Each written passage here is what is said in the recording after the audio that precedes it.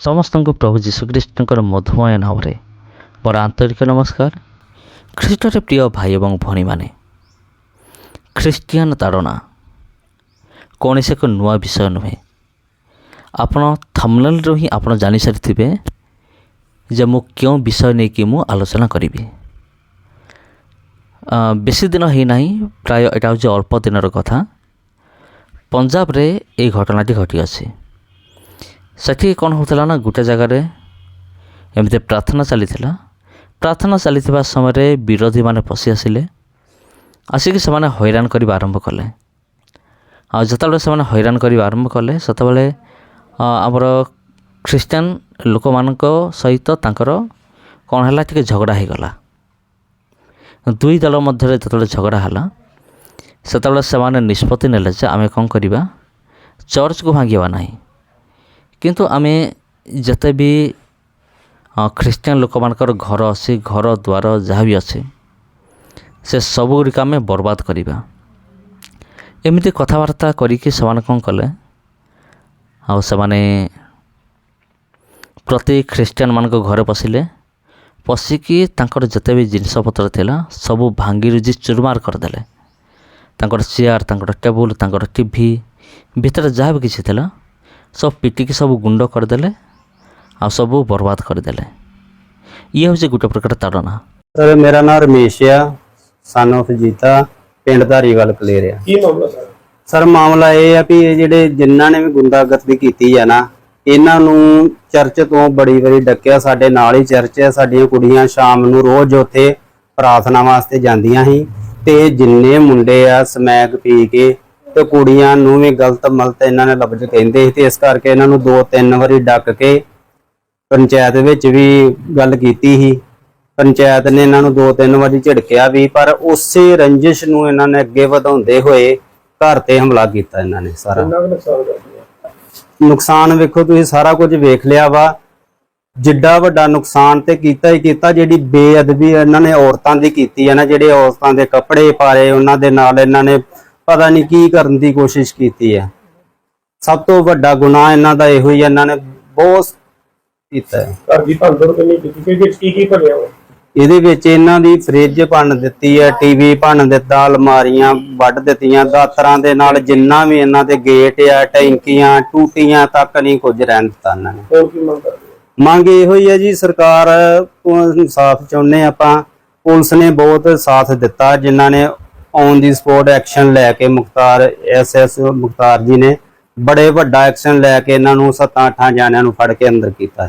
ਹੋਰ ਕੀ ਮੰਗ ਕਰਦੇ ਹੋ? ਹੁਣ ਮੰਗ ਕਰਦੇ ਵੀ ਜਿੰਨੇ ਵੀ ਦੋਸ਼ੀ ਰਹਿੰਦੇ ਆ, ਉਹ ਅੱਜ ਵੀ ਧਮਕੀਆਂ ਦੇਣ ਦੇ ਆ ਵੀ ਜਿਹੜਾ ਰਹਿ ਗਿਆ ਹੁਣ ਵੱਢਣ ਵਾਲਾ ਉਹਨੂੰ ਵੱਢਣਾ ਵਾ। ਜਿਹੜੇ 5-6 ਦੋਸ਼ੀ ਰਹਿ ਗਏ, ਜਿਨ੍ਹਾਂ ਦੇ ਵਿੱਚੋਂ ਇੱਕ ਲਾਭ ਸਿੰਘ ਜਿਹੜਾ ਵਾ ମୁଖ୍ୟ ଦୋଷୀ ଓ ଆ, क्योंकि उन्हें ही सारा कुछ एना को ଆପଣ ୟାକୁ ମଧ୍ୟ ଆପଣ ତାଡ଼ନା ବୋଲି କହିପାରିବେ।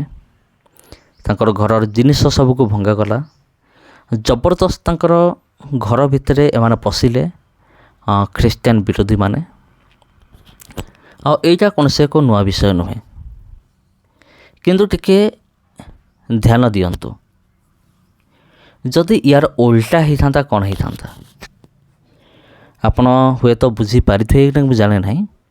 ଓଲଟାର ଅର୍ଥ ହେଉଛି, ଧରାଯାଉ ଖ୍ରୀଷ୍ଟିଆନ ଲୋକମାନେ ହିନ୍ଦୁ ଲୋକମାନଙ୍କ ଘରେ ପଶିକି ଏମିତି ଭଙ୍ଗାରୁଜା କରିଥାନ୍ତେ, କ'ଣ ହେଇଥାନ୍ତା? ମୋର ମତରେ ପରିସ୍ଥିତି ବହୁତ ଜଟିଳ ହେଇଥାନ୍ତା। ଅନେକ ମିଡ଼ିଆ ବାଲା ଆସିଥାନ୍ତେ, ଅନେକ ଖ୍ରୀଷ୍ଟିଆନ ଲୋକମାନଙ୍କୁ ଜେଲ୍ ଭିତରେ ଭର୍ତ୍ତି କରାଯାଇଥାନ୍ତା। କିନ୍ତୁ ବର୍ତ୍ତମାନ ଏହି ବିରୋଧୀମାନେ ନିଜେ ସେହି କାମ ଯେତେବେଳେ କରୁଛନ୍ତି, ବର୍ତ୍ତମାନ ପ୍ରଶ୍ନ ହେଉଛି ଏମାନଙ୍କ ଉପରେ ଆକ୍ସନ୍ କିଏ ନେବ? ଏମାନଙ୍କ ଉପରେ ଆକ୍ସନ୍ କିଏ ନେବ ଆଇନଗତ ଭାବରେ? ଆଉ ଏଇଟା ହେଉଛି ବର୍ତ୍ତମାନର ପ୍ରଶ୍ନର ବିଷୟ, ଆଲୋଚନାର ବିଷୟ। ତେବେ ପ୍ରିୟ ବନ୍ଧୁଗଣ, ଖ୍ରୀଷ୍ଟିଆନ ତାଡ଼ନା କୌଣସି ଏକ ନୂଆ ବିଷୟ ନୁହେଁ। ମୁଁ ପୂର୍ବରୁ ବି କହିସାରିଛି, ଏଇ ଯେଉଁ ଖ୍ରୀଷ୍ଟିଆନ ତାଡ଼ନା ଆଜିର ନୁହେଁ। ଇଏ ହେଉଛି ପ୍ରଭୁ ଯୀଶୁଖ୍ରୀଷ୍ଟଙ୍କର ସମୟ, ଆଉ ପ୍ରଭୁ ଯୀଶୁଖ୍ରୀଷ୍ଟଙ୍କର ପୂର୍ବରୁ ମଧ୍ୟ ତାଡ଼ନା ଥିଲା। ଆଉ ଏତେ ବର୍ଷରୁ ତାଡ଼ନା ରହିଆସିଛି, ଏବଂ ଏଇ ତାଡ଼ନା ଜଣେ ଖ୍ରୀଷ୍ଟିଆନ ଜୀବନରେ ନିହାତି ଆସିବ। ପ୍ରଭୁ ଯୀଶୁଖ୍ରୀଷ୍ଟଙ୍କ ପୂର୍ବରୁ ତାଡ଼ନା ରହିଛି ବୋଲି ମୁଁ କାହିଁ କହୁଛି, କାରଣ ଯୀଶୁ ନିଜେ କହିଲେ ମାଥିଉ ତାର 5 ପର୍ବର 12, 13, 14 ଆପଣ ପଢ଼ିବେ ସେଇଠି ଲେଖା ଅଛି ଯେ ସେମାନେ ତୁମର ପୂର୍ବବର୍ତ୍ତୀ ଭାବବାଦୀମାନଙ୍କୁ ତାଡ଼ନା କରିଥିଲେ। ତେବେ ପୂର୍ବବର୍ତ୍ତୀ ଭାବବାଦୀମାନଙ୍କୁ କିଏ ତାଡ଼ନା କରିଥିଲେ? ଖ୍ରୀଷ୍ଟିଆନ ବିରୋଧୀମାନେ।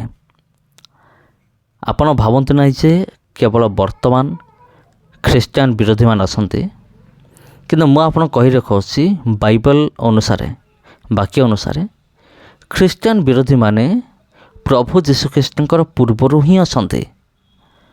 ଆଉ ସେମାନେ ଚାହାନ୍ତି ନାହିଁ ଯେ ସତ୍ୟ ପ୍ରକାଶିତ ହେଉ। ଅନେକ ଆମେ ଦେଖିଅଛୁ ପୁରାତନ ନିୟମରେ ଅନେକ ଘଟଣା ଅଛି ଯେଉଁଠି କିପରି ଅନେକ ଭବିଷ୍ୟତ ବକ୍ତାମାନଙ୍କୁ ତାଙ୍କର ମୁଣ୍ଡ କାଟି ଦିଆଯାଇଥିଲା। ଆଉ ଆପଣ ଯଦି ପଢ଼ିବେ ପ୍ରଥମ ରାଜାବଳୀ, ଦ୍ୱିତୀୟ ରାଜାବଳୀ, ପ୍ରଥମ ରାଜାବଳୀରେ ପଢ଼ନ୍ତୁ, ଆରମ୍ଭ କରନ୍ତୁ, ଆପଣ ଜାଣିପାରିବେ। ଆଉ ସେଠି ଜଣେ ରାଜା ଥିଲେ, ତାଙ୍କ ନାଁ ହେଉଛି ଆହାବ। ଆହାବ ରାଜା କ'ଣ କଲେ ନା, ଆହାବ ରାଜାଙ୍କର ଜଣେ ରାଣୀ ଥିଲେ, ତାଙ୍କ ନାଁ ହେଉଛି ଇସବଲ। ଆହାବ ରାଜା ଯେମିତି ଦୁଷ୍ଟ ଥିଲେ, ଇସବଲ ରାଣୀ ଆହାବଙ୍କ ଠାରୁ ଆହୁରି ଖତରନାକ ଥିଲେ। ଯଦି ଆମେ ଜାଗତିକ ହିସାବରେ ଦେଖିବା, ସେ କ'ଣ କରିଥିଲା, ମାନେ ଖୋଜି ଖୋଜି, ଇସବଲ କ'ଣ କରିଥିଲା, ଖୋଜି ଖୋଜି ସଦାପ୍ରଭୁଙ୍କର ଭବିଷ୍ୟତ ବକ୍ତାମାନଙ୍କୁ ତାଙ୍କୁ ହତ୍ୟା କରିଥିଲା, ଖୋଜି ଖୋଜି। କିନ୍ତୁ ଆଉ ଜଣେ ପରମେଶ୍ୱରଙ୍କ ଦାସ ଥିଲେ, ସେ 100 ଜଣ ଭବିଷ୍ୟତ ବକ୍ତାକୁ ସେ ବଞ୍ଚେଇକି ରଖିଥିଲେ, ଲୁଚେଇକି ରଖିଥିଲେ। ଆଉ ସେଥିମଧ୍ୟରେ ଏଲିଓ ଥିଲେ ସବୁଠାରୁ ବଡ଼ ଭବିଷ୍ୟତ ବକ୍ତା ସେ ସମୟରେ। ତେବେ ପ୍ରିୟ ବନ୍ଧୁଗଣ, ସେହି ସମୟରେ ଆମେ ଦେଖି ଆସୁଛୁ କିଭଳି ଭବିଷ୍ୟତ ବକ୍ତାମାନଙ୍କୁ ହଣା ହେଇଥିଲା, ରାଜା ରାଣୀମାନଙ୍କ ଦ୍ୱାରା କିଭଳି ମାନେ ଭୟଙ୍କର ଭାବରେ ମାନେ ତାଡ଼ନା କରାହେଇଥିଲା ଖ୍ରୀଷ୍ଟିଆନମାନଙ୍କୁ ସେହି ସମୟରେ। ଆଉ ସେହି ସମୟରେ ତାଡ଼ନା ରହିଆସିଛି। ଜିସାୟ, ଜେରେମିୟ, ତାପରେ ଯେତେ ବି ଅଛନ୍ତି ଭବିଷ୍ୟତ ବକ୍ତାମାନେ, ଏଲିଓ, ଇଲିସାୟ, ସମସ୍ତଙ୍କ ଜୀବନରେ ତାଡ଼ନା ଆସିଛି। ଆଉ ପରମେଶ୍ୱର ସେମାନଙ୍କ ସହିତ ଥିବାରୁ ଆଉ ସେମାନଙ୍କର କିଛି ବି ହେଇନଥିଲା, ଏଲିଓଙ୍କର ବିଶେଷ କରି। ତେବେ ଖ୍ରୀଷ୍ଟିଆନ ତାଡ଼ନା ଆଜିର ନୁହେଁ, ପୂର୍ବରୁ ରହିଆସିଛି। କିନ୍ତୁ ଏ ତାଡ଼ନା କାହିଁକି ଆସୁଛି? ଅନେକ ତ ପ୍ରଶ୍ନ କରିପାରନ୍ତି, ତାଡ଼ନା ନ ଆସିଲେ କ'ଣ ଈଶ୍ୱରଙ୍କ ରାଜ୍ୟ ବୃଦ୍ଧି ହେବ ନାହିଁ? ଆଉ ଏଇଟା କ'ଣ ପରମେଶ୍ୱର କାମ ନୁହେଁ କି? ତାଡ଼ନା ନ ଆସୁ, ହଟିଯାଉ, ଆମେ ଦୁଃଖ ପାଇଲେ କ'ଣ ପରମେଶ୍ୱର ଖୁସି ହୁଅନ୍ତି କି? ବିଲକୁଲ ନୁହେଁ ପ୍ରିୟ ବନ୍ଧୁଗଣ। ଆମେ ଦୁଃଖ ପାଇଲେ ପରମେଶ୍ୱର ଖୁସି ହୁଅନ୍ତି ନାହିଁ। କିନ୍ତୁ ପରମେଶ୍ୱର ଭଲ ଭାବରେ ଜାଣନ୍ତି ଯେ ଏଇ ଯେଉଁ ଜଗତ, ଏଇ ଜଗତ ଆମମାନଙ୍କର ମାନେ ଚିର ନିବାସ ନୁହେଁ। ଆମର ଗୋଟେ ଚିର ନିବାସ ରହିଅଛି, ଉର୍ଦ୍ଧ୍ୱରେ ଅଛି, ସ୍ୱର୍ଗରେ ଅଛି, ଯାହାକି ଆମମାନଙ୍କୁ ଅପେକ୍ଷା କରିଅଛି। ସଲୋମନ କହିଲେ, ଜ୍ଞାନୀ ସଲୋମନ, ଜଣେ ମଣିଷର ଆୟୁଷ 70 ବର୍ଷ କିମ୍ବା ବଳ ହେଲେ 80 ବର୍ଷ ଏମିତି କହିଛନ୍ତି। ତେବେ ଆଜିର ଦୁନିଆରେ ଆମେ ଦେଖୁଛୁ ଲୋକମାନେ 70-80 ବର୍ଷ ପର୍ଯ୍ୟନ୍ତ ହିଁ ସେମାନେ ଜୀବିତ ରହିପାରୁଛନ୍ତି। ସେଥିପାଇଁ ଏଇ ଜଗତ ଆମର କ'ଣ ନୁହେଁ, ଆମର ଘର ନୁହେଁ, ଆମର ଘର ହେଉଛି ସ୍ୱର୍ଗରେ। ସେଥିପାଇଁ ଯେତେବେଳେ ବିଲି ଗ୍ରାହାମ ବଞ୍ଚିଥିଲେ, ସେ ଗୋଟେ ବିଷୟ କହିଥିଲେ ଯେଉଁଟାକି ଆଜି ପର୍ଯ୍ୟନ୍ତ ସମସ୍ତେ ମନେ ରଖିଛନ୍ତି। ବିଲି ଗ୍ରାହାମ କହିଥିଲେ, ଏ ଜଗତ ମୋର ବାସସ୍ଥାନ ନୁହେଁ, ମୁଁ ଏଠିକି ମାତ୍ର ବୁଲିବା ପାଇଁ ଆସିଛି, ମୋର ପ୍ରକୃତ ନିବାସ ସ୍ୱର୍ଗରେ ଅଛି। ତେବେ ସମସ୍ତଙ୍କୁ ନମସ୍କାର, ପୁଣି ଦେଖା ହେବ ଆପଣଙ୍କ ସହିତ ଆଉ ଗୋଟେ ଭିଡ଼ିଓରେ।